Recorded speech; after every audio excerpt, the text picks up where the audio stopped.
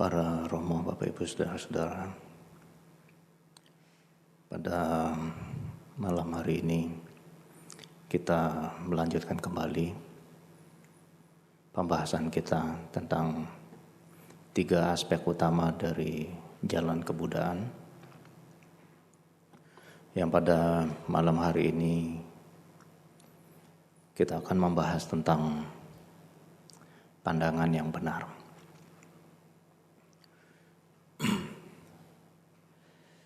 Sejak dari kelahiran sebelumnya sampai terakhir kita pada kondisi kelahiran kita pada saat ini, tentunya sudah begitu banyak yang kita alami di dalam kehidupan kita ini, dan juga bukan tanpa satu alasan yang jelas kenapa kita saat ini masih dilahirkan dalam kondisi seperti sekarang ini.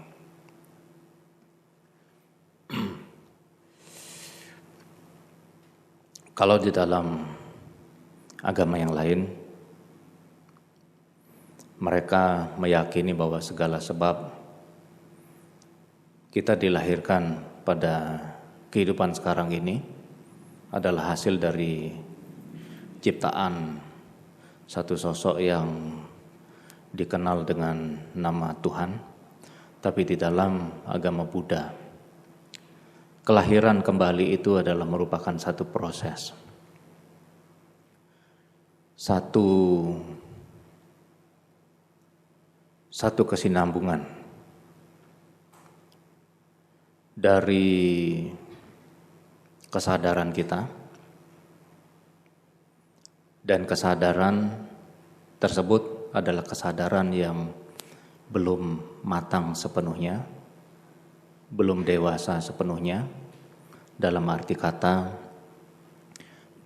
kesadaran yang belum bisa untuk menembus hukum sebab akibat yang ada di alam semesta ini, yang kita alami dalam kehidupan kita, maupun yang dialami oleh setiap makhluk hidup yang ada di sekitar kita.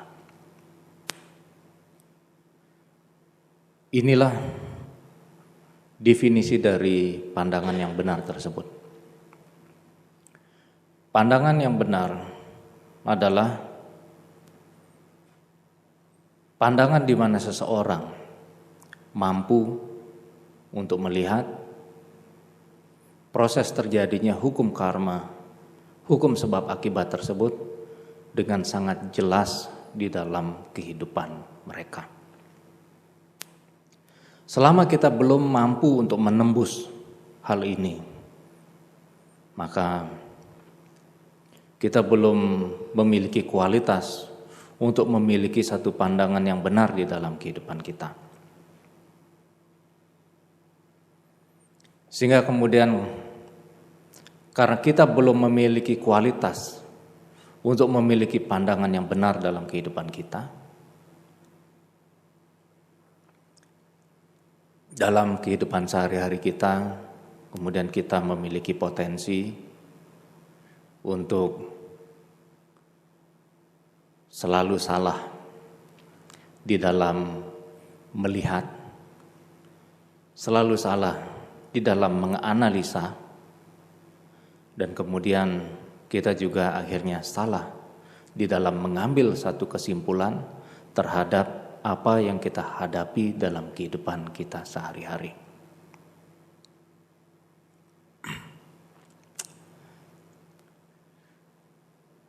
Dari awal pertemuan kita sejak 2 hari yang lalu,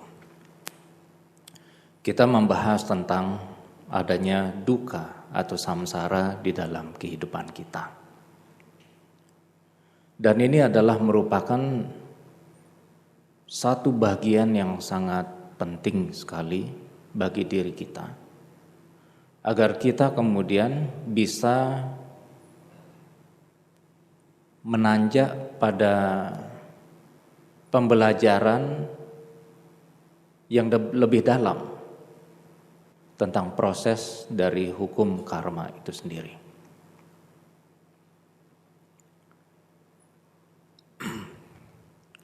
Tanpa memiliki satu pemahaman yang baik, pemahaman yang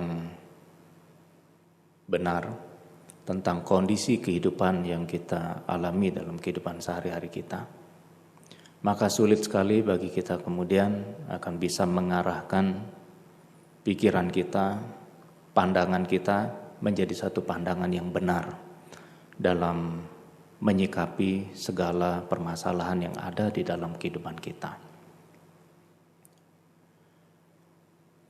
Kita tahu bahwa dari pandangan yang masih salah, pandangan yang kurang benar yang ada di dalam kehidupan kita ini, inilah yang membimbing kita kemudian untuk terus terlahir pada kondisi-kondisi yang tidak kita harapkan dalam kehidupan ini maupun dalam kehidupan-kehidupan yang akan datang, begitu juga di dalam kehidupan kita sebelumnya. Semua apa yang kita alami di dalam hidup kita adalah di luar kontrol kita sendiri, di luar jangkauan kita sendiri. Karena minimnya pemahaman akan apa yang terjadi di dalam kehidupan kita. Kita hanya merasakan satu perasaan-perasaan yang tidak nyaman di dalam kehidupan kita. Perasaan yang tidak nyaman yang diakibatkan oleh masih terpecah-pecahnya, terbaginya pikiran kita antara hal yang menyenangkan dan hal yang tidak menyenangkan. Kondisi seperti inilah yang dikatakan oleh Buddha sebagai dukkha. Karena kita atau batin kita masih tergoyahkan, masih bisa digoyang oleh hal-hal yang sifatnya perubahan-perubahan yang terjadi dalam kehidupan sehari-hari kita, baik itu yang berasal dari perubahan yang berasal dari luar diri kita maupun perubahan yang berasal dari dalam diri kita yang menyikapi dengan satu sikap yang kurang tepat atas apa yang terjadi di luar diri kita tersebut. Dan akhirnya kemudian kita memiliki satu kecenderungan untuk menyalahkan orang lain, menyalahkan kondisi yang ada di sekitar kita, menyalahkan berbagai macam faktor yang ada di sekitar kita yang menyebabkan diri kita mengalami kondisi-kondisi yang kurang nyaman di dalam hidup kita tersebut. Nah, ini yang biasa terjadi di dalam kehidupan kita sehari-hari. Sikap orang yang kurang tepat terhadap diri kita maupun terhadap lingkungannya membuat diri kita kemudian ketika kita melihat hal tersebut juga memiliki satu perasaan-perasaan yang tidak nyaman di dalam diri kita.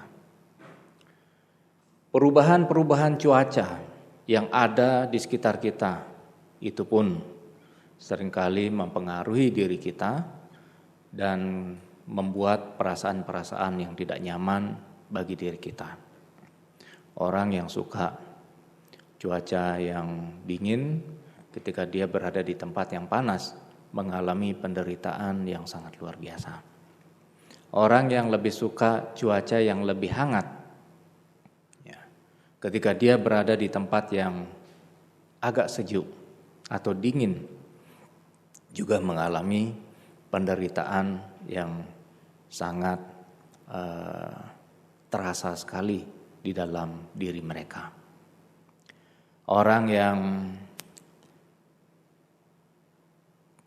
lebih suka untuk cepat beristirahat saat malam hari misalnya, ketika kemudian ada gangguan-gangguan, ada telepon berbunyi, ada orang yang mengetuk pintu dan lain sebagainya, perasaan jengkel langsung timbul di dalam dirinya. Kemudian akhirnya dari sana perasaan jengkel tersebut dia jadi semakin malam harinya menjadi semakin susah untuk beristirahat, tidak bisa tidur dan lain sebagainya, sehingga kemudian dia memiliki kecenderungan untuk menyalahkan orang lain yang menyebabkan dia terbangun di malam hari pada saat dia akan beristirahat tersebut. Nah, banyak sekali saudara-saudara faktor-faktor perubahan-perubahan yang ada di dalam kehidupan kita. Termasuk juga perubahan pada diri kita sendiri yang menimbulkan begitu banyak kekhawatiran terhadap diri kita. Dari kecil kita tumbuh menjadi orang yang lebih dewasa, dari waktu ke waktu mengalami perubahan-perubahan di dalam hidup ini. Begitu banyak ketakutan-ketakutan yang ada di dalam diri kita ketika kita menyikapi perubahan-perubahan yang terjadi di dalam hidup kita tersebut. Yang masih kanak-kanak memiliki kekhawatiran yang lebih sedikit.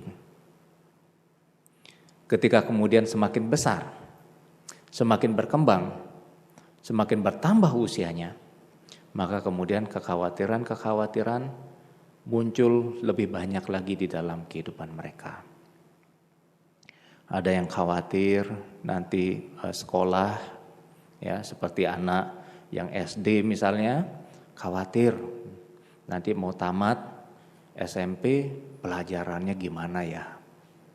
Yang SMP mau tamat atau mau naik kelas misalnya dari kelas 1 ke kelas 2, kelas 2 ke kelas 3, kelas 3 mau naik, mau lulus ke SMA, memiliki kekhawatirannya juga. Dan kemudian ketika lulus pun juga mengalami kekhawatiran. Apakah nanti di perguruan tinggi saya bisa berprestasi? Apakah saya bisa menyelesaikan pendidikan saya pada jenjang perguruan tinggi atau jenjang pendidikan yang lebih tinggi lagi dari sebelumnya? Dan setelah menyelesaikan itu pun, kemudian ketakutan-ketakutan, kekhawatiran-kekhawatiran muncul dalam diri kita. Takut begitu tamat, tidak mendapatkan pekerjaan, takut akan masa depannya, takut apakah nanti akan terus menjomblo seperti Bante dan lain sebagainya. Ya. Nah, semakin bertambahnya umur kita, ya, usia kita, dari hari ke hari, kekhawatiran yang ada dalam diri kita ini bukannya semakin kecil, tapi menjadi semakin bertambah. Jadi semakin besar, jadi semakin kuat. Nah, ujung-ujungnya adalah yang terjadi banyak di antara orang-orang akhirnya mereka lari, mencari sesuatu yang bisa menghilangkan kekhawatiran-kekhawatiran yang ada di dalam dirinya. Seperti kita telah bahas sebelumnya juga, mungkin ada yang supaya jangan terlalu stres, jalan-jalan, entah ke gunung, entah ke pantai, entah masuk hutan, kemah, atau berada di tengah keramaian, misalnya dengan teman-teman, nonton film atau ke Inul Vista, ya bisa karaoke di sana, lagu-lagu dangdut atau yang disuka atau lagu-lagu apapun yang disuka, mereka bernyanyi bersama-sama dan pada saat itu untuk sejenak bisa melupakan permasalahannya. Tapi kemudian ketika keluar dari sana, permasalahan tersebut kembali di dalam hidup kita. Ketakutan-ketakutan kembali menghantui diri kita. Nah, inilah yang terus-menerus seperti yang saya katakan tadi. Ada di dalam kehidupan kita, mencengkeram diri kita. Dan dari waktu ke waktu yang kita jalani, menyebabkan kemudian karena tidak memiliki pemahaman yang benar akan apa yang terjadi di dalam kehidupan kita ini. Akhirnya ini menyebabkan diri kita menjadi semakin sulit terlepas dari belenggu yang ada dalam kehidupan kita ini.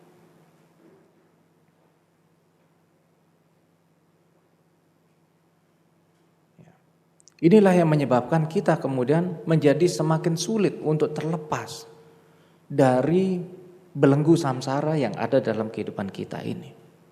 Nah, karena sikap kita ketika kita menyikapi segala hal yang terjadi dalam hidup kita tersebut tidak berada pada satu kondisi yang tepat. Ya. Atau kita tidak memiliki satu sikap yang tepat untuk menghadapi dan menghilangkan segala bentuk-bentuk yang menyebabkan diri kita mengalami penderitaan di dalam kehidupan kita. Sehingga kemudian dari satu kehidupan kita terus-menerus berkelana ke kehidupan-kehidupan yang lainnya. Seperti syair yang diucapkan oleh Buddha ketika beliau merealisasi pencerahan yang sempurna sebagai seorang Samyak Sambuddha. Beliau berteriak, "Oh pembuat rumah, akhirnya kamu terlihat. Dan kamu tidak akan bisa membuat rumah lagi." Perumpamaan tentang rumah ini, ya kalau kita mau belajar, di sana ada diulas juga di dalam Paticca Samuppada. Hukum sebab akibat yang saling bergantungan satu sama lain. Ya. Ini ada dibahas di dalam Paticca Samuppada tersebut. Dan pembahasan tentang pandangan yang benar, mau tidak mau juga kita akan membahas tentang Paticca Samuppada. Meskipun tidak bisa terlalu detail untuk kita bahas pada forum ini. Karena perlu satu kondisi yang lebih baik bagi diri kita. Bagian demi bagian kita pelajari dari awal, kita pelajari sedikit dan kemudian kita renungkan di dalam hati kita, di dalam pikiran kita sehingga kemudian dia akan tertanam di dalam batin kita. Ini adalah cara yang sangat baik sekali bagi kita untuk belajar Dharma. Kalau di dalam tradisi Tantrayana, ya kalau sekolahnya di Nepal misalnya, kita tidak belajar seperti di sekolah-sekolah yang umum ada di Indonesia ini, termasuk juga sekolah tinggi agama Buddha yang ada di Indonesia ini. Di mana kemudian mereka seperti kurikulum biasa, ya, belajar materi selesai dan lain sebagainya, sampai kemudian akhirnya setelah berapa bulan belajar begitu banyak materi, barulah dilaksanakan ujian-ujian, baik ujian lokal di intern sekolah itu sendiri atau perguruan tinggi tersebut, ataupun kemudian ada ujian-ujian yang sifatnya nasional. Pendidikan agama Buddha di tradisi Vajrayana tidak seperti itu. Satu hari misalnya pembahasan yang pertama tentang Paticca Samuppada, tentang awija, kekotoran batin, kegelapan batin, yang kemudian dari kegelapan batin inilah menumbuhkan kebodohan yang ada dalam diri kita tersebut. Pembahasannya itu adalah sangat detail sekali. Jadi kemudian pagi misalnya masuk kelas, siangnya kita diskusi, ada debat ya, tentang materi yang diajarkan tersebut pada sore harinya, dan kemudian setelah itu istirahat, malam hari masuk kelas kembali dan kemudian ke hall utama dan di sana bermeditasi terhadap materi yang dipelajari tersebut. Sehingga pemahaman kita pada satu topik yang kecil tersebut akan menjadi semakin dalam dan semakin dalam. Jadi sedikit yang kita pelajari, kemudian kita renungkan, kita bahas, kita diskusikan dengan teman-teman kita konsultasikan dengan guru-guru pembimbing kita, dan kemudian kita bermeditasi terhadap hal tersebut. Nah, inilah yang membuat pemahaman kita tentang ajaran Dharma akan menjadi semakin baik. Anda pun saya harapkan juga bisa seperti itu. Kalau misalnya di rumah, ya kita ada membaca tentang buku tentang ajaran Dharma, satu topik tertentu, pelan-pelan dipelajari, pelan-pelan dianalisa, dan kemudian kalau ada yang tidak jelas boleh datang ke wihara, bertanya pada bantenya atau diskusi dengan romonya.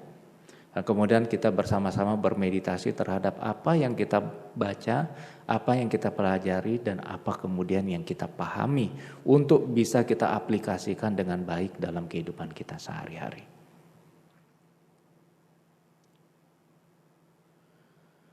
Pembahasan tentang pandangan yang benar ini memang menyangkut satu pembahasan yang sangat dalam. Pandangan yang benar.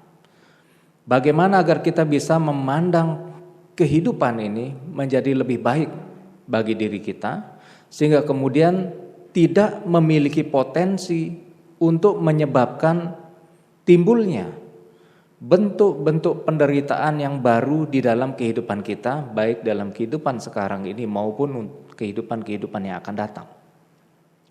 Ini gunanya.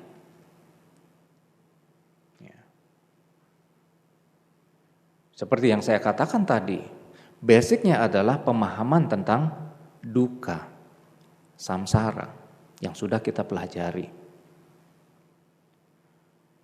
Pemahaman tentang dukkha ini sekali lagi saya katakan, bukan untuk membuat diri kita menjadi pesimis sebagai seorang manusia, tapi kita kemudian beranjak dari permasalahan-permasalahan yang ada di dalam kehidupan kita ini. Untuk berusaha menemukan solusi yang terbaik untuk mengakhiri duka tersebut. Dengan kita mempelajari tentang duka, kita kemudian akan bisa paham, oh ada sebab-sebab duka, sebabnya ini. Nah, inilah yang kita analisa. Inilah yang kita analisa. Kenapa munculnya duka? Kenapa saya mengalami satu permasalahan seperti ini pada hari ini? Misalnya kita ribut sama orang lain. Atau di rumah. Suami, istri, masalah. Kenapa bisa seperti itu? Di sekolah, di tempat kerja. Kita memiliki masalah dengan teman-teman. Ya. Dengan relasi. Kenapa menjadi seperti itu?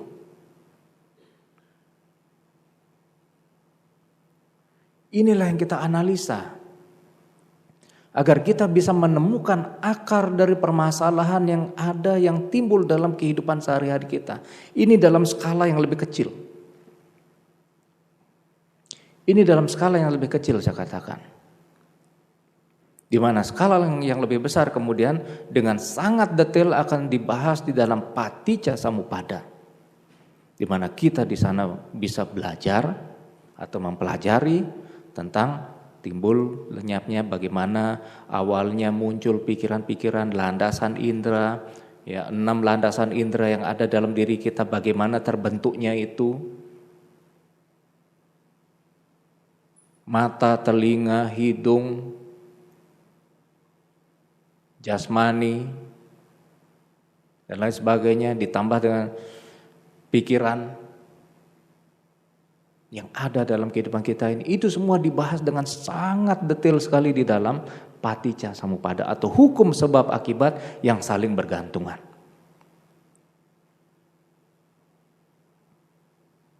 Dan semua permasalahan yang ada dalam kehidupan kita ini saling bergantungan satu sama lain.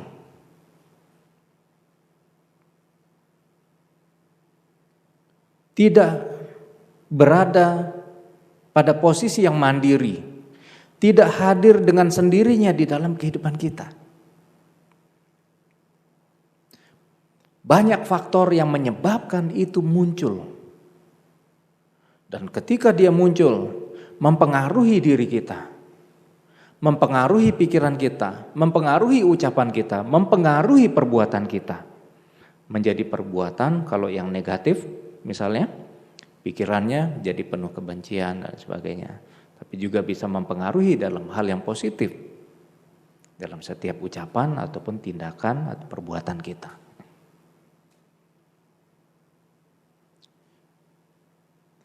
Dalam 4 kesunyataan mulia, ya seperti tadi duka,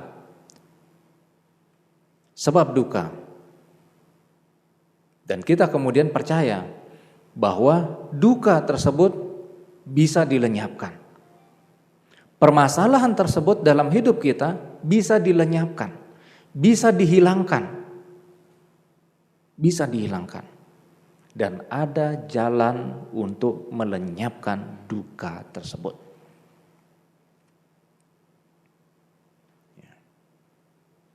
Masalahnya, jalan tersebut untuk melenyapkan duka itu belum mampu untuk kita lihat dengan jelas di hadapan kita. Masih tertutup. Tertutup oleh kabut, kebodohan, atau awija yang ada dalam diri kita.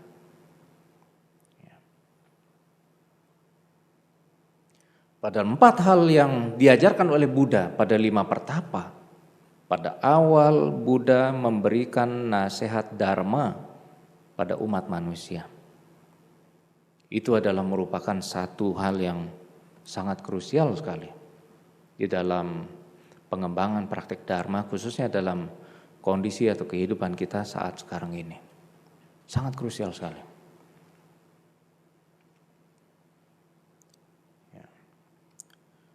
Dan awalnya ketika Buddha merealisasi pencerahan yang sejati sebagai seorang Buddha,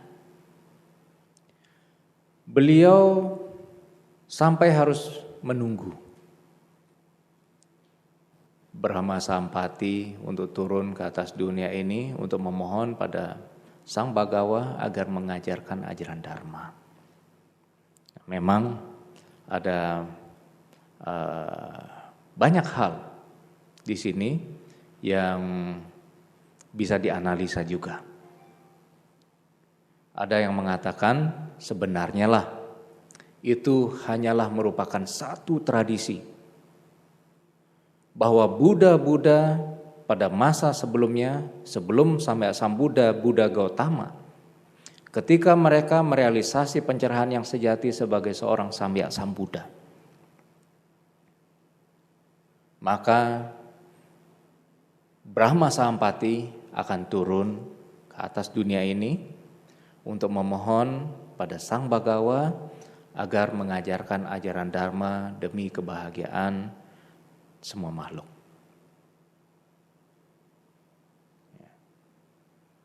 Ini hanya merupakan satu tradisi. Dan Buddha menunggu Brahma Sampati tersebut bukannya tanpa alasan. Bukannya tanpa alasan. Ini pun juga kemudian akan menunjukkan kepada semua makhluk yang ada di alam semesta ini. Baik di alam manusia, di alam binatang, di alam hantu kelaparan, di alam surga, di alam neraka. Mereka kemudian akan tersentuh batinnya bahkan Brahma Sampati yang begitu mulia sekalipun turun ke atas dunia ini memohon pada Sang Bhagawa agar ajaran Dharma bisa diajarkan kepada umat manusia. Sehingga inilah kemudian yang sangat membantu begitu banyak makhluk hidup untuk menemukan pencerahannya dalam kehidupan sekarang ini. Yang membuat mereka begitu yakin, ya, sejak awal ketika bertemu dengan ajaran Dharma ini, mereka begitu yakin terhadap ajaran Dharma tersebut, karena bahkan Brahma Sahampati pun memohon pada Buddha untuk mengajarkan ajaran Dharma.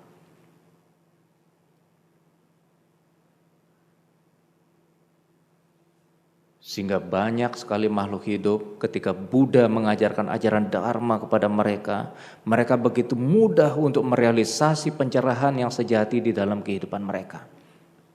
Karena apa? Karena sejak awal mereka sudah siap batinnya untuk menerima ajaran Dharma tersebut dalam diri mereka.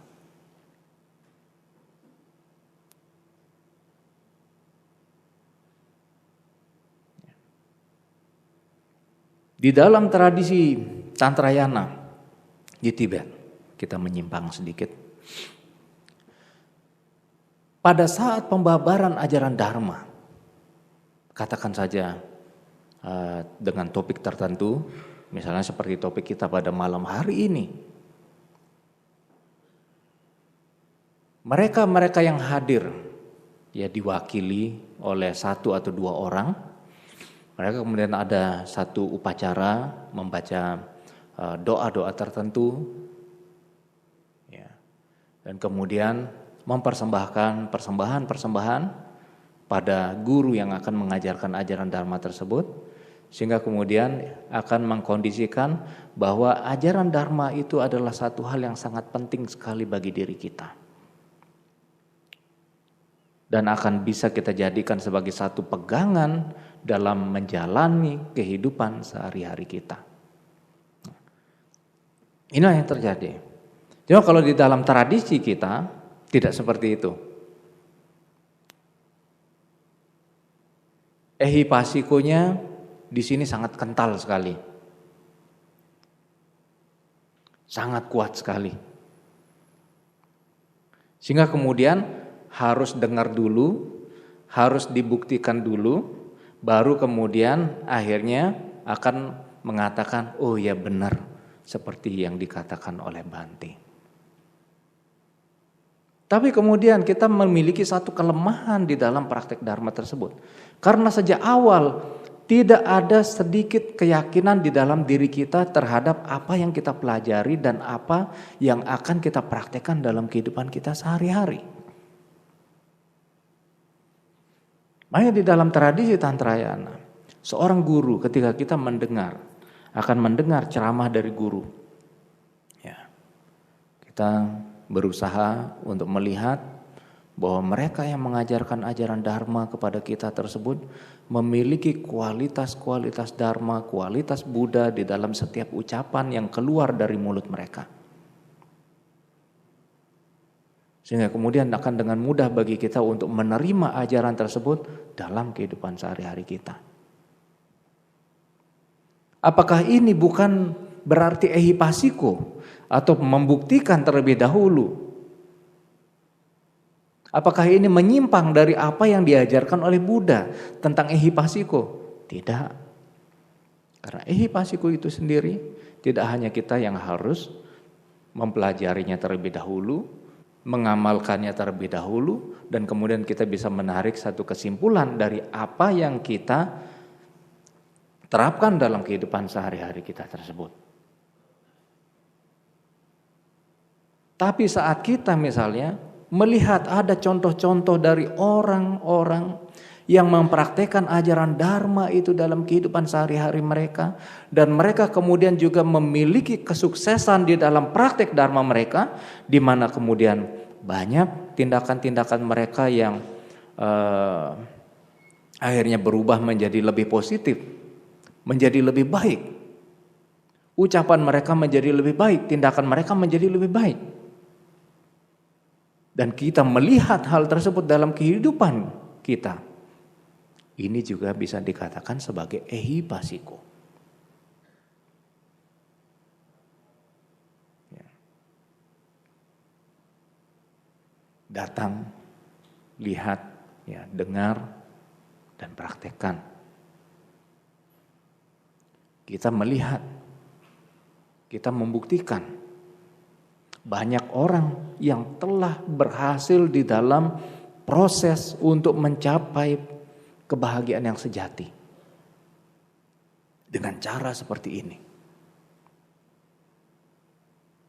Mereka berhasil memutus rantai ikatan samsara dalam kehidupan mereka dengan cara ini.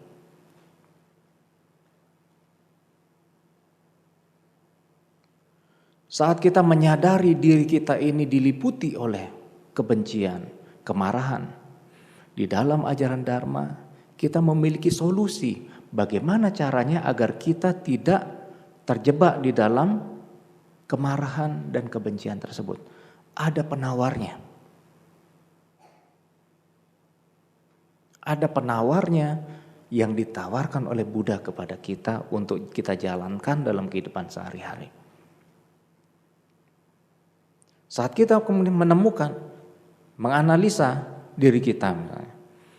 Hari ini saya menghadapi permasalahan, saya ribut sama orang lain, kenapa? Kita bermeditasi, kita lihat, kita renungkan di dalam meditasi kita. Apa yang kita alami hari ini? Kita mundur beberapa menit dari waktu kita saat ini. Kita kemudian mundur lebih jauh lagi, menganalisa, melihat apa yang ada di dalam kehidupan kita, katakan saja 1 jam yang lalu, 2 jam yang lalu, 3 jam yang lalu, dan semua ini adalah satu proses untuk membalik. Membalik setiap permasalahan tersebut sehingga kembali pada titik awal di mana dia muncul di dalam kehidupan kita.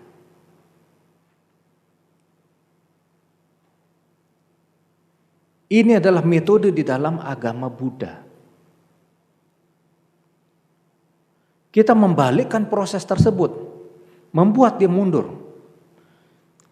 Kita renungkan hal ini, perjalanannya, kenapa bisa sampai sekarang ini?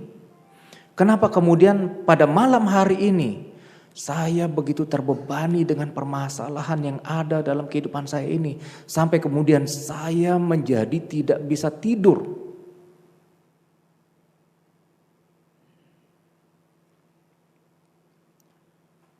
Kenapa hal ini terjadi dalam diri saya?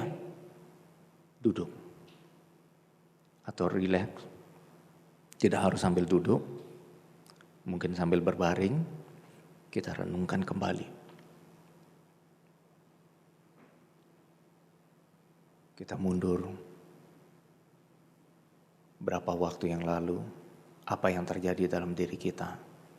Kita mengikuti semua proses yang ada dalam diri kita saat ini. Kita berusaha untuk mengingatnya kenapa kemarahan ini kemudian mempengaruhi diri kita sampai kita menjadi orang yang tidak bisa tidur pada malam hari ini. Sulit sekali untuk tidur. Kembali. Mundur. Terus mundur. Dan kemudian kita bisa mendapatkan satu kesimpulan. Ternyata permasalahan yang kita hadapi ini muncul penyebabnya adalah ini. Kenapa saya ribut sama orang itu? Oh, penyebabnya adalah ini. Kenapa penyebab seperti ini ada dan menyebabkan saya menjadi ribut sama orang tersebut, bertengkar dengan orang itu? Oh, ternyata inilah penyebabnya. Ternyata kemudian ujung-ujungnya seringkali kita menemukan permasalahan-permasalahan yang begitu besar yang kita hadapi dan terasa begitu berat membebani diri kita dalam kehidupan kita ini, ternyata penyebabnya hanya sepele. Ternyata penyebabnya adalah penyebabnya sangat kecil sekali. Dan hanya karena kebodohan kitalah kemudian kita mengizinkan permasalahan tersebut menjadi masalah di dalam kehidupan kita.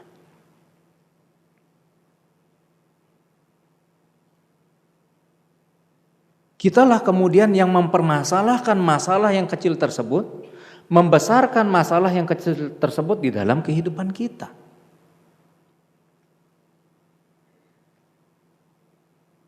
Sehingga inilah yang membuat kita menjadi makan tidak enak, tidur pun tidak nyenyak.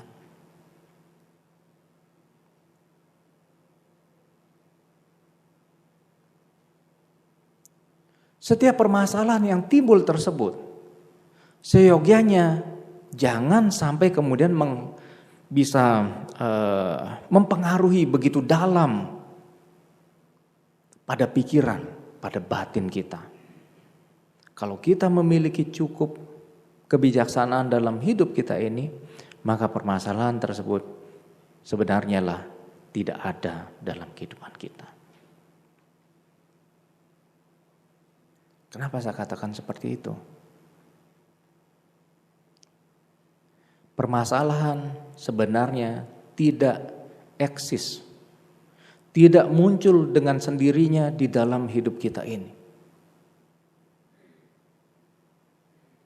Bagi beberapa orang, kata-kata "kamu sudah makan apa belum?" tidak menjadi permasalahan. Tapi bagi beberapa orang, kata-kata "kamu sudah makan apa belum?" bisa menjadi satu permasalahan. Jadi permasalahannya apakah pada kata-kata "kamu sudah makan apa belum?" atau ada penyebab yang lain?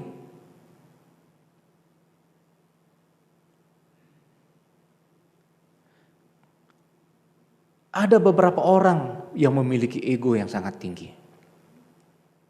Bagi mereka, kata-kata "kamu" itu adalah kata-kata yang sangat merendahkan.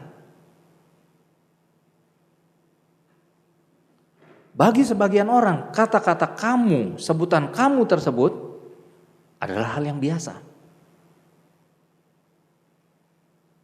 Bagi beberapa orang, mereka akan merasa dihargai kalau kita mengganti kata "kamu" tersebut dengan sebutan "Anda". Apakah Anda sudah makan atau belum?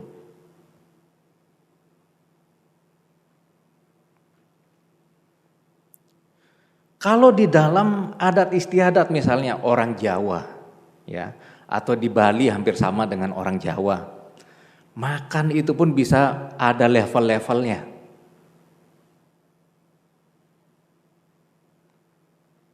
Ada yang bahasa agak kasar, menengah, dan halus. Kadangkala ini seringkali menyebabkan bahkan orang bisa saling bunuh. Putus hubungan keluarga. Hanya karena kata-kata yang tidak tepat.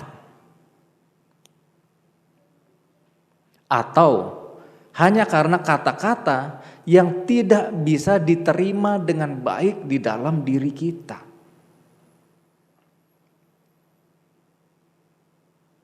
Merasa diri kita adalah orang yang katakan saja memiliki tingkat sosial yang lebih tinggi. Seperti di Jawa ada atau di tempat-tempat yang lain ada yang namanya kaum bangsawan, darah biru dan lain sebagainya. Kalau berbicara sama mereka, kita menunjuk pun harus pakai ibu jari. Di satu jari. Apakah Anda sudah makan apa belum? Kalau pakai satu tangan aja bisa jadi masalah. Apalagi pakai telunjuk bisa jadi masalah. Pakai jari tengah lebih masalah lagi. Kalau sekarang.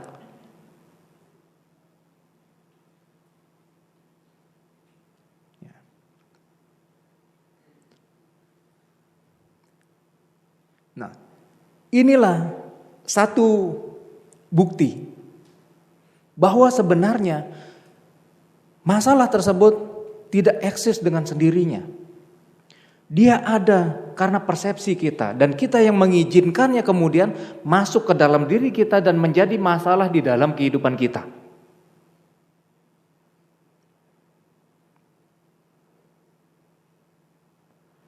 Kita yang tidak memiliki kualitas untuk melihat hal tersebut dengan benar.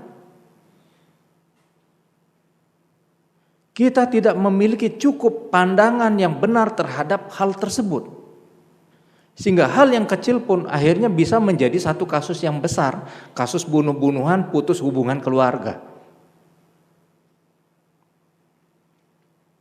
Dan kita sering melihat, mendengar hal seperti ini terjadi di dalam kehidupan kita.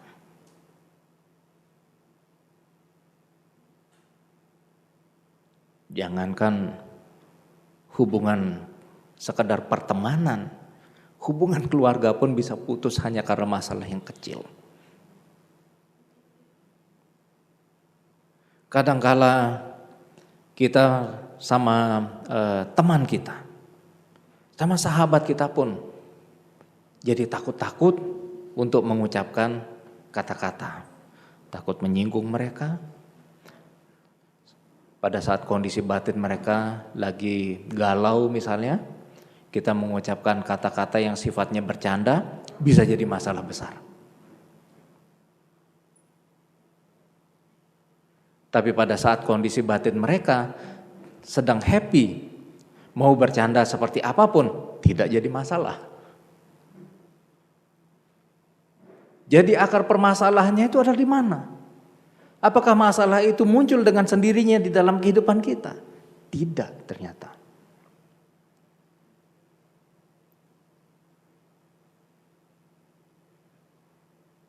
Ternyata kita di sini bisa mendapatkan satu kesimpulan bahwa masalah itu tidak muncul dengan sendirinya di dalam kehidupan kita.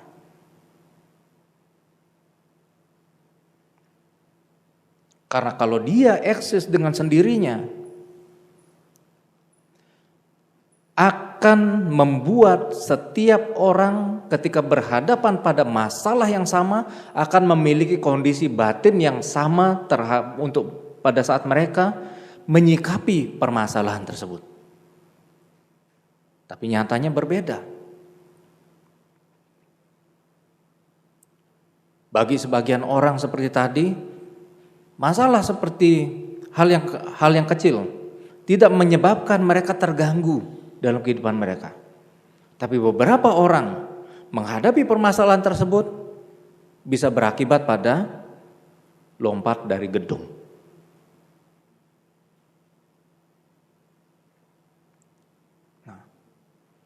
Inilah saudara-saudara sekalian. Inilah yang terus-menerus harus kita analisa di dalam kehidupan kita. Ya. Permasalahan datang silih berganti di dalam kehidupan kita. Karena apa? Karena kita tidak memiliki satu sikap yang benar. Tidak memiliki satu pandangan yang benar ketika kita menyikapi setiap permasalahan di dalam kehidupan kita. Apalagi kemudian karena ego yang ada di dalam diri kita itu begitu tinggi. Sehingga menyebabkan diri kita ketika menghadapi permasalahan, kita memiliki kecenderungan untuk menyelesaikannya dengan menimbulkan satu permasalahan-permasalahan yang baru. Memiliki kecenderungan untuk menyalahkan orang lain. Memiliki kecenderungan untuk menyalahkan lingkungan kita. Kondisi alam yang ada di sekitar kita.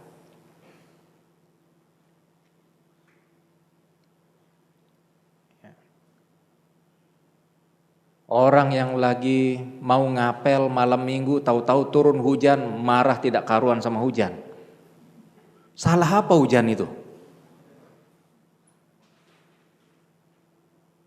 Keselnya minta ampun sama hujan itu.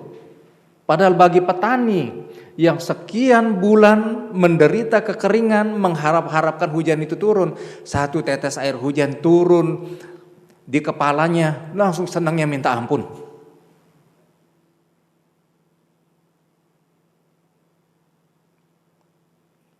Tapi bagi mereka, sebagian orang, hujan tersebut Satu hal yang sangat menjengkelkan, terutama pada saat malam minggu, dan malam minggu pun tidak punya mobil. Kalaupun punya mobil, satu di rumah, ternyata yang pakai saudaranya. Udah keburu dipakai oleh saudaranya untuk ngapel ke rumah pacarnya juga. Jadi kesel. Akhirnya nggak cuma marah sama hujan, marah juga sama saudaranya.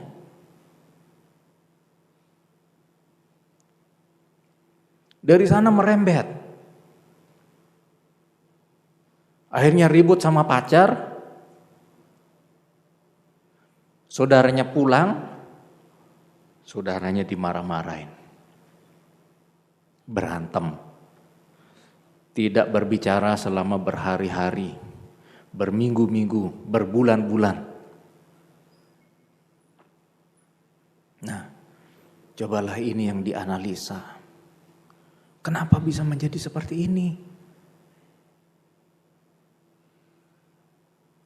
Kenapa saya sama saudara saya jadi seperti ini?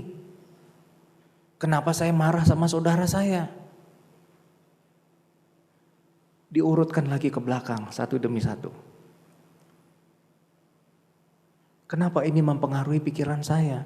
Kenapa pikiran saya menjadi seperti ini? Kenapa kondisi batin saya ketika menyikapi masalah ini menjadi begitu agresif seperti ini? Ujung-ujungnya akhirnya kemudian ketemu karena hujan. Apakah kemudian saya harus menyalahkan hujan? Tanya pada diri Anda sendiri. Apa salahnya hujan tersebut?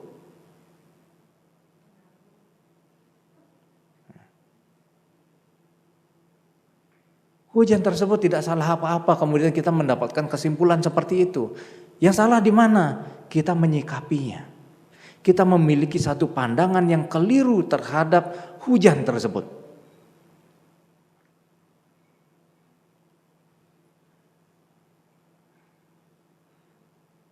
Kita memiliki pandangan yang salah terhadap hujan tersebut. Sehingga kemudian dengan pandangan yang salah ini menyebabkan kita melakukan kesalahan-kesalahan yang lain yang kemudian terakumulasi.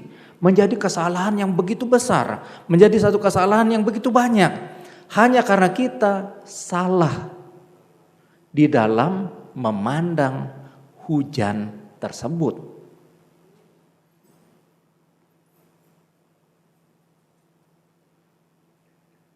Bayangkan, hanya dari masalah yang sepele kemudian menyebabkan kita mengalami permasalahan yang begitu banyak di dalam kehidupan kita. Permasalahan yang begitu besar di dalam kehidupan kita.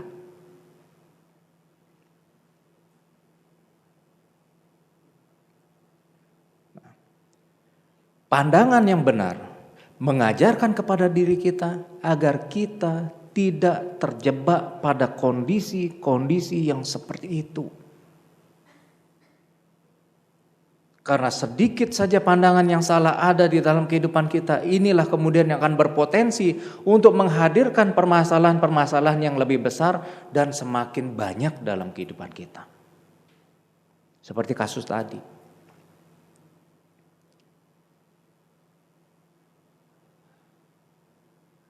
Di dalam metode Vipassana, khususnya di dalam tradisi Tantrayana, hal seperti ini biasa untuk kita lakukan. Pada saat kita praktek meditasi, berlatih secara intensif, meditasi Vipassana, kita menganalisa kembali. Kenapa saya ada di sini? Duduk. Sebanyak mungkin kemudian kita berusaha mengoleksi perjalanan kita sehingga kita berada di tempat ini sekarang ini. Pada kondisi batin seperti yang sekarang ini. Kita mengoleksi setiap momen yang ada dalam hidup kita. Mengenali setiap bentuk-bentuk pikiran yang muncul di dalam diri kita. Yang menyebabkan kita berada pada kondisi yang seperti ini saat ini.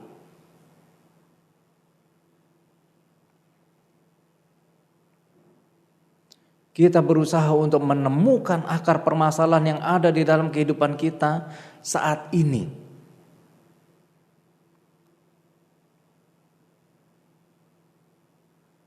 Sehingga dengan cara seperti inilah orang yang benar-benar matang batinnya kemudian. Dia akan bisa memahami proses hukum karma itu dengan jelas dalam kehidupan mereka.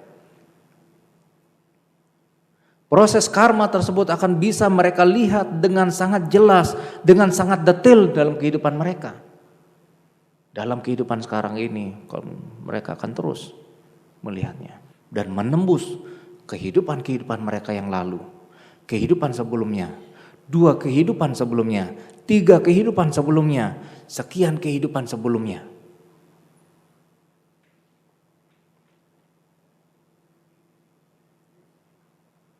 Jadi kalau orang lain bertanya, apa buktinya dalam agama Buddha mengajarkan ada kehidupan yang lalu? Jawabannya seperti ini. Kita sekarang ini terbentuk dari diri kita beberapa saat yang lalu. Beberapa detik yang lalu. 1 detik yang lalu membentuk diri kita yang sekarang ini. 1 detik yang lalu kita mengalami satu peristiwa yang merubah diri kita, batin kita, sehingga kemudian kita berada pada kondisi batin yang seperti saat ini kita alami. Pada momen ini kita alami.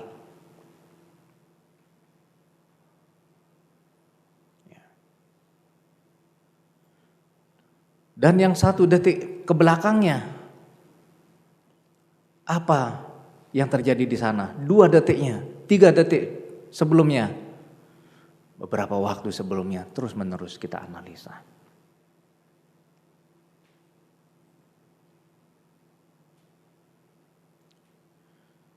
Kelahiran kembali tidak harus dibuktikan.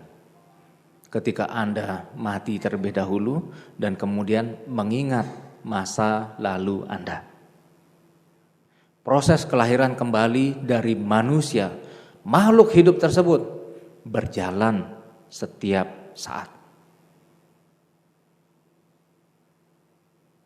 Saat sekarang kita yang ada di tempat ini, saya yang saat ini ada di sini, berbeda dari saya yang ada 1 detik yang lalu.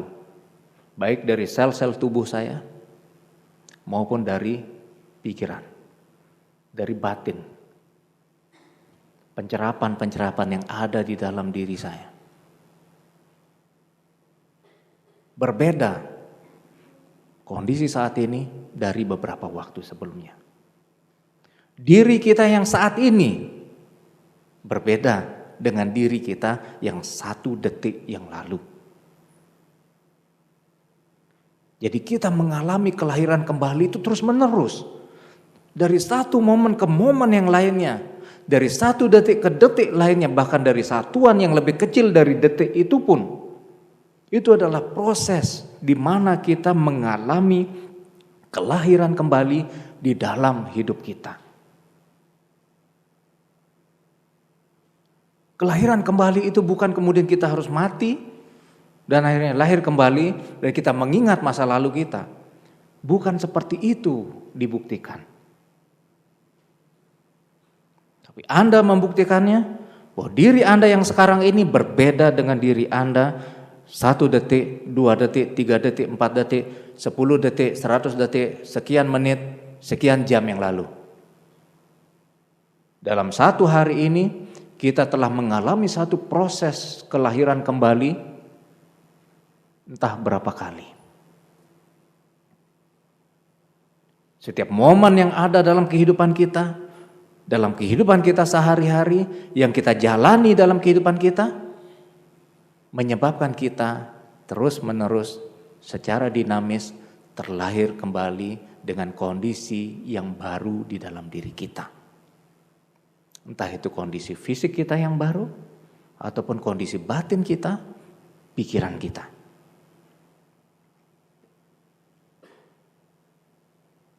Inilah kelahiran kembali.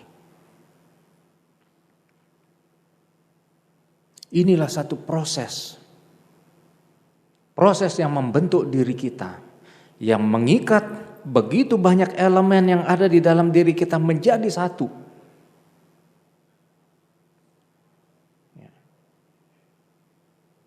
Seperti panca indera kita, ya, objek-objek kemudian yang tumbuh di sana, yang berkembang seiring dengan munculnya indera kita, panca indera ditambah satu landasan indera yang lainnya, yaitu pikiran. Muncul dalam diri kita, berkembang, dan membentuk kemudian diri kita saat ini, yang memiliki nama dan rupa, batin dan jasmani. Satu kesatuan ya, yang ada di dalam diri kita yang mengikat diri kita saat ini. Sehingga kita kemudian memiliki label. Ada yang namanya Sumanggalo, ada yang namanya Joni, ada yang namanya Aseng, ada yang namanya Atyam, ada yang namanya Nelly, ada yang namanya Herman, dan lain sebagainya.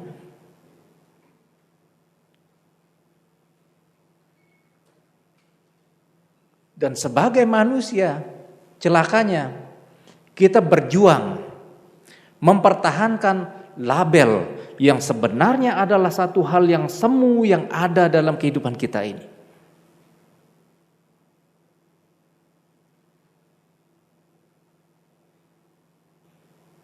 Label ini hanyalah satu bayangan yang semu yang ada di dalam diri kita. Dan kita berjuang mati-matian demi label yang baik. Jangan sampai nama saya rusak di mata orang-orang. Rusak tidak rusak. Setiap orang memiliki pandangan yang berbeda-beda terhadap diri kita.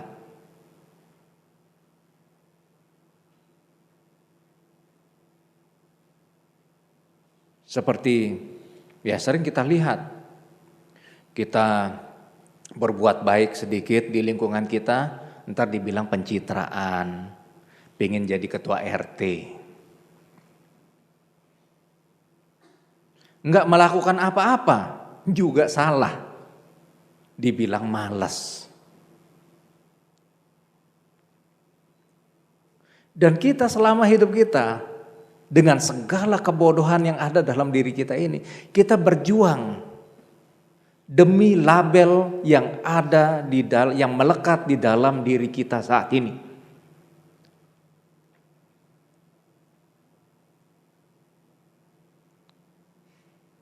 Padahal kalau kita mau menguraikan itu kembali diri kita, ya, seperti yang ada di dalam misalnya Paticca Samuppada, ya, di sana seperti metode yang tadi dibalik, ya, dari kelahiran kembali, usia tua, sakit, kematian, ya, akhirnya kita mundur. Ada proses tumimbal lahir. Tumimbal lahir ini ada karena kemelekatan.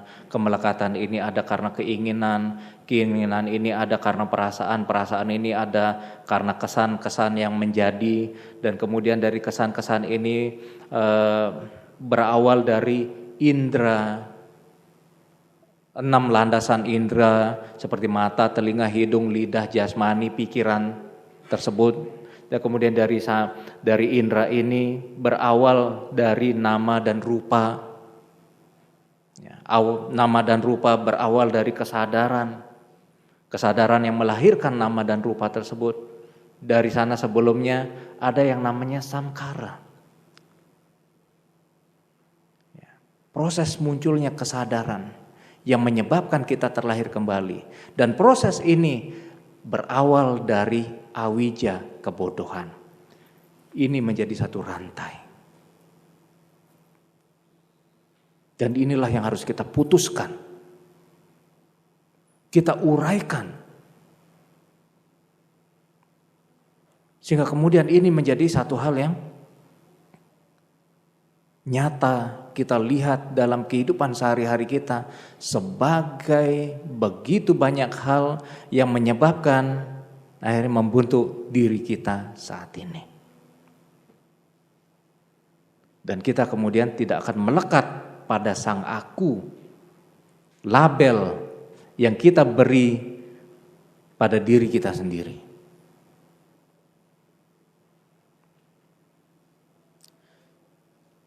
Sehingga kita tidak mudah terombang-ambing, tergoyahkan hanya karena hujan, hanya karena perubahan-perubahan yang terjadi di dalam kehidupan kita. Dan kita melihat itu semuanya seperti apa adanya. Kita tidak terganggu dengan segala kondisi yang ada dalam kehidupan kita. Karena kita memiliki satu pandangan yang benar terhadap setiap problem, setiap benih-benih permasalahan yang hadir di hadapan kita. Karena kita kemudian bisa memilah-milah itu dengan baik. Bisa memilah-milah itu dengan benar. Seperti dengan menggunakan metode yang tadi. Sehingga kemudian dengan cara seperti itulah, ya seperti di dalam Prasnya Paramita Sutra juga di sana banyak dibahas. Ya. Di samping hukum sebab akibat saling bergantungan, ya, yang terdiri dari 12 mata rantai tersebut, di sana juga di dalam Prasnya Paramita ada pembahasan-pembahasan yang menyangkut tentang kesunyataan. Bagaimana praktek dari seorang bodhisattva, mahasatwa Avalokitesvara.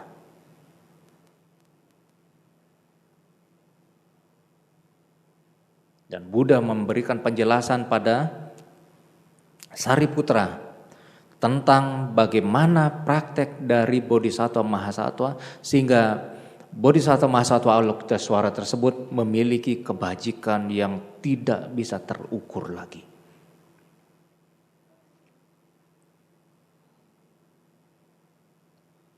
Karena bodhisattva Avalokitesvara tersebut atau Kuan Yin Pusat tersebut telah dengan jelas melihat itu semua dalam kehidupannya. Sehingga dia tidak terganggu lagi. Tidak terganggu dengan hal-hal yang negatif. Juga tidak terganggu oleh hal-hal yang positif.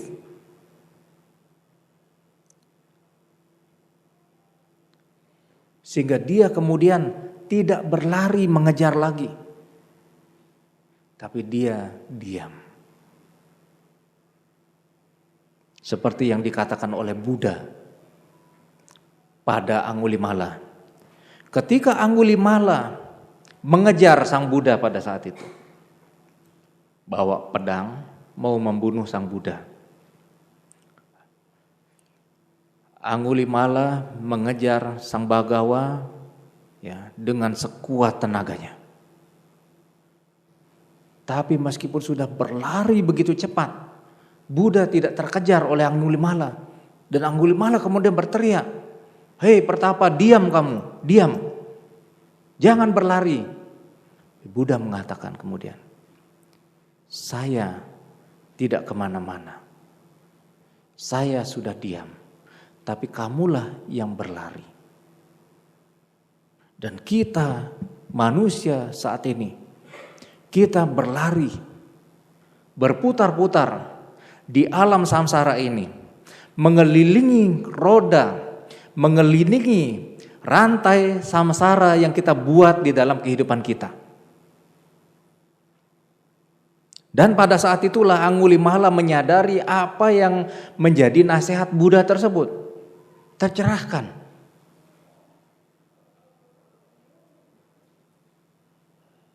Angulimala kemudian tercerahkan.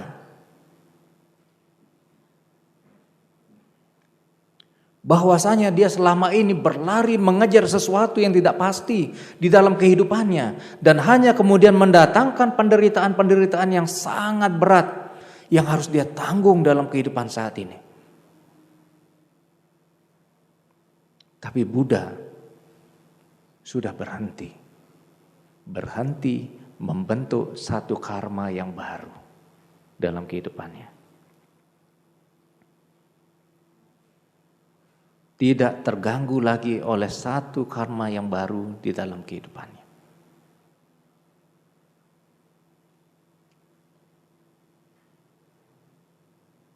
Tidak ada satu hal pun yang gak ada di atas dunia ini, yang di alam semesta ini akan bisa membentuk diri seorang Buddha menjadi satu bentuk yang berbeda lagi. pada satu kondisi batin Buddha itu adalah sama. Batin yang diam, batin yang berdiam, batin yang sangat stabil, bukan batin yang kesana kemari berputar-putar mengelilingi rantai samsara di dalam hidup ini. Tapi batin yang benar-benar stabil dan tidak kemana-mana.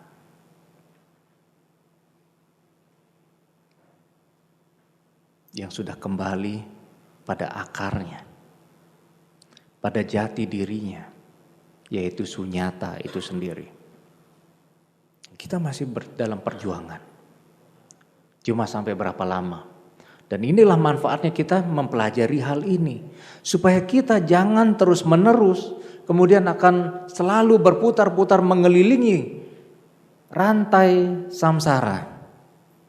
Hukum sebab akibat yang ada di dalam alam semesta ini, dalam kehidupan kita.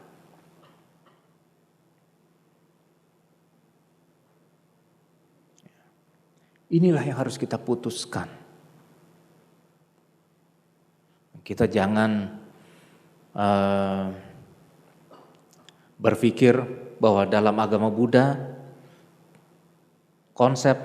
menjalankan konsep kekosongan. Kosong itu tidak ada. Itu salah. Ya. Sunyata itu bukan berarti kosong atau tidak ada. Itu bukan hal yang tepat. Sunyata itu adalah pada saat di mana kita kemudian bisa menyadari satu proses dalam kehidupan kita. Diri kita apa adanya. Yang dari memiliki label sekarang ini kemudian setelah kita analisa apa yang membentuk diri kita menjadi label sang aku saat ini. Dan kita bisa memilah-milah itu, melihat itu dengan benar, melihat itu dengan sempurna tanpa satu kesalahan sedikit pun dalam kehidupan kita. Melihat satu proses yang nyata akan hukum karma yang terjadi di dalam kehidupan kita, sehingga ini yang membentuk diri kita saat ini apa adanya. Itulah sunyata. Bukan kosong. Kadang orang kan suka niru-niru film Sung Gokong.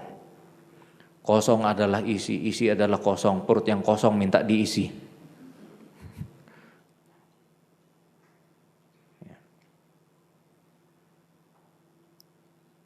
Wujud adalah sunyata. Dan sunyata itu sendiri tidak beda dari wujud.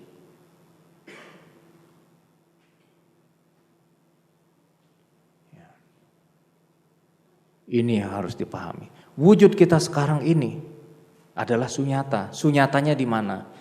Dia terdiri dari begitu banyak hal-hal yang kecil yang membentuk dirinya saat ini dan terikat dalam satu kondisi oleh kebodohan kita, sehingga kemudian inilah yang melahirkan persepsi sang aku yang ada dalam diri kita. Ya, dari sang aku inilah aku yang paling baik, aku yang paling benar. Pasal 1 saya tidak pernah salah. Pasal 2 kalau salah lihat pasal 1. Pasal 3 kalau masih salah juga berarti kamu yang salah.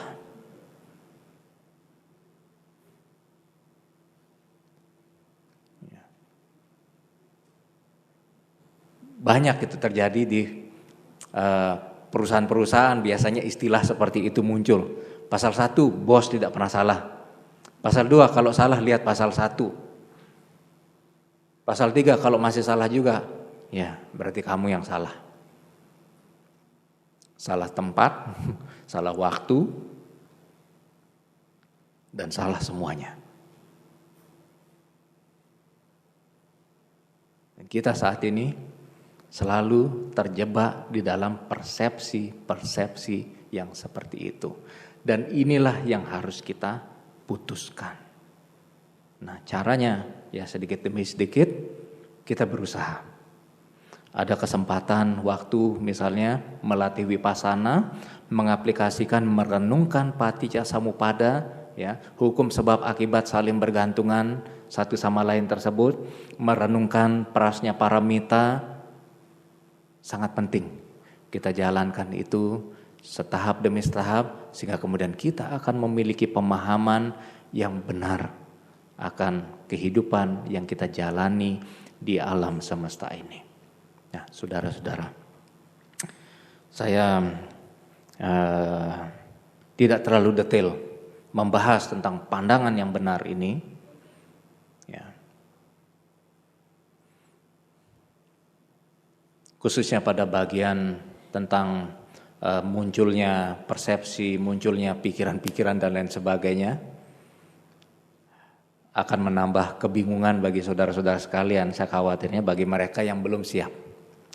Mudah-mudahan nanti kita bisa mendengar hal tersebut pada kondisi yang berbeda.